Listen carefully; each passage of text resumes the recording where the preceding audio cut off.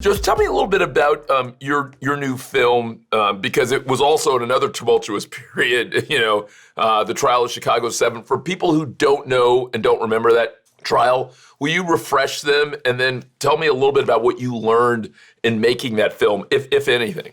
What's funny is this is a story about 1968, but when you watch it, it feels like you're watching something about today. When you came to Chicago, were you hoping for a confrontation with the police? I'm concerned you have to think about it. Give me a moment, would you, friend? I've never been on trial for my thoughts before.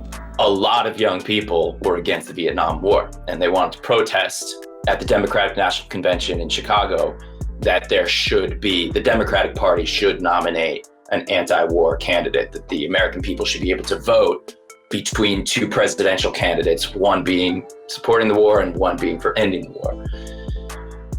So they came to protest in Chicago, and it ended in violence. And there was a lot of debate onto what was the source of that violence. Did the protesters cause the violence, or did the police cause the violence? And in hindsight, historically, the evidence pretty solidly points to the fact that it was the police that started those riots. But at the time, the American government wanted to put 8 prominent activists on trial for conspiracy to start a riot. The reason the movie's called Chicago 7 is because some people disagreed that there should have been 8 people on trial, because the 8th person was the head of the Black Panthers, Bobby Seale, who had never even met the 7 other men who were allegedly the conspirators. And they thought that the American government was putting Bobby Seale, sort of lumping him in with these other activists in order to paint a more dangerous looking picture and leverage the racism that is all too present today and certainly was then. Overruled. I am being denied right Mr. now Seale, my constitutional will you be quiet? right for Will legal you? representation. Will you be quiet?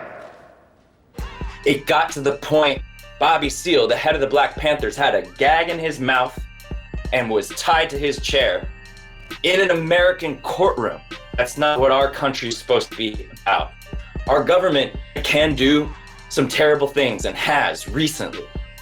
And that's not unpatriotic to point that out. In fact, that's the greatest patriotism, to point that out when you're an American.